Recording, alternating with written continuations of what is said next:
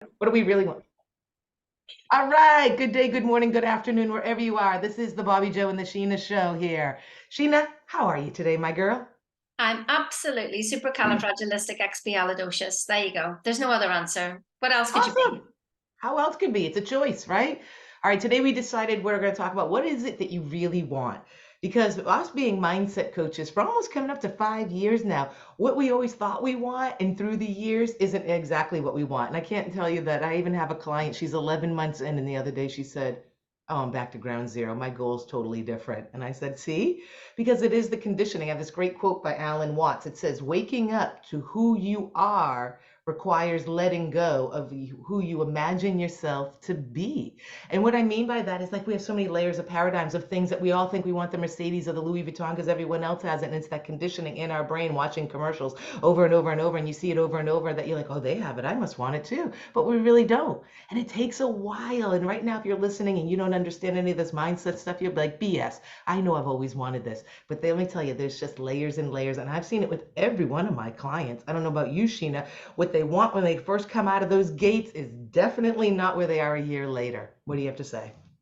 Well, there's a difference in imagining from the head and imagining from the heart, and that was one of the things that I really got to see that because I know whenever I moved into the house that I wanted to to be able to have a big house so that everybody could come and stay, etc., etc. That the image that actually got me there wasn't the house, even though I drew the house out every day. When I was standing in the kitchen, I had an image of my kids laughing and joking on the couch behind me while I was cooking dinner, and I was about 3 weeks into the house, and that's the image I saw. And I went, oh my goodness. And it was then that I realized it was that image that drew me to the house. So even though the outcome was the same, but actually I realized what was coming from my heart. So that started to make me think differently, just like Bobbi Jo said. It's just like, well, this is what I think I want. And actually, do I want that car because, that's just what you have? Because whenever you travel in different places, you don't want that car. So if we were in Austria, so, Wolfgang wanted a Rolls Royce. And I said, but you couldn't, when in Austria, you wouldn't want a Rolls Royce. You'd look like an idiot, but it's not what you look like, but it didn't go with the territory. And it's like, so then if you wouldn't even have a Ferrari in Austria, the parts of Austria that we want to be in. And so it made me sort of think, and it's just going, oh, I want what I want because that's what this paradigm culture here is Yes. actually saying that makes you are somebody if you have this. And Mm-hmm. so it really does come down to like, I actually really don't know what I want, but I know what I love. Yes. And so I That's focus on what I love. Yeah, more than anything. the feeling, right when you said you saw the house and you could see hear everybody laughing. What did that do? It dropped you into the feeling of love. We talked about that yesterday. Everything comes down to love, and it was pretty interesting that I listened to a few things yesterday, podcasts, and it was like love was the theme yesterday for sure.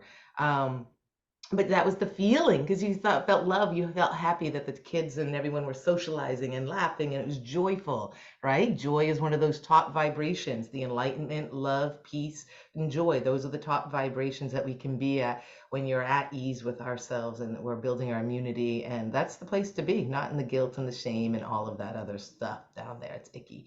But the feeling, right? We know that with Neville Goddard, one of the books back here, is that the feeling is the secret. And so what makes you happy and joyful? That's what you have to catch, and having the awareness as you go through your day. Oh, I like that. Oh, I don't like that.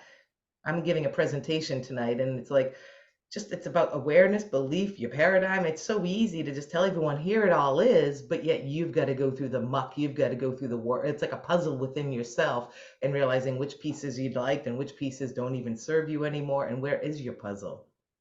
Kind of like that. Well, it's like just, if you don't know what you want, just ask yourself, what do you love? Yes. What do you love? Well, I love horses and I love castles and Yeah. I love my family. And Mm. I've learned and learn and learn and learn and every single day to love and appreciate myself. Um, and just ask yourself that, and then you'll start to find out. You don't think about the money, although, like whenever you get to a certain level, it's like I remember Bob, asking Bob, what do you want? What's your goal? And he goes 2 million a week. Why? Well, because I can. Yeah. It was almost like as if he got bored because he had been able to see what Mm. he wanted, and then he could just pick anything because he was so used to getting it, what he wanted. So he didn't really want anymore. which is funny, you know, and that's the place to be, isn't it? It's like you have a desire, then you will grow, but you know that you have everything. And if it comes, it's okay. And if it doesn't come, it's okay. It's more likely to come then, Yeah. because you're not trying to get it and cling on Yeah. to the You're not in the damn thing resistance. because, oh, Well, what will people think of me if I don't have? And I didn't actually realize that that's can be a lot of a driving factor, is what other people think of you, as to what it looks like, you know, and why you do things. Well, I should do this because, you know, well, everybody will like me if I do that.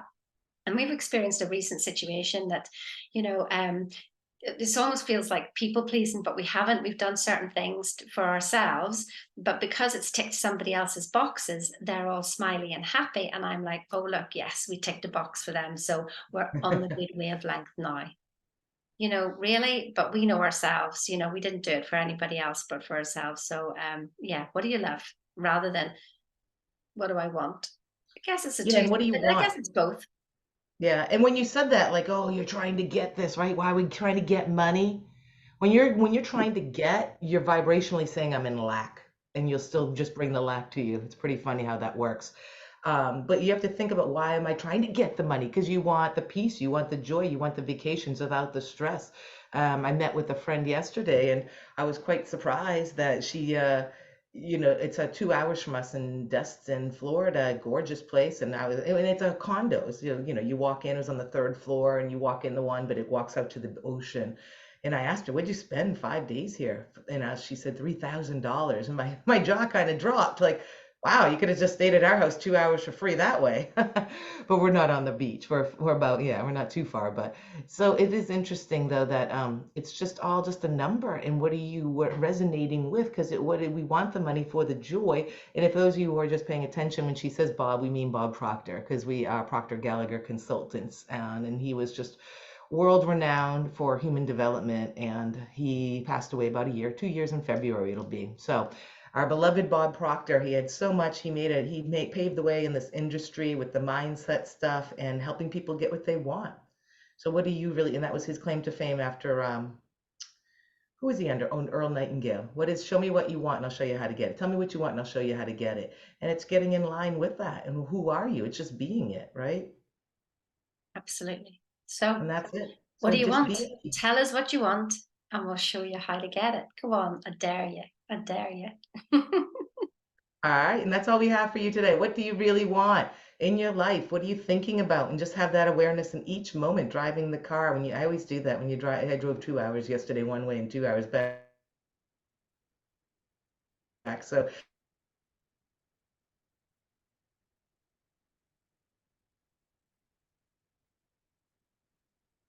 Oh, I'm not sure if we've lost Bobby Joe completely. So I'm going to say goodbye for now anyway, and I'll stop the recording. Speak soon.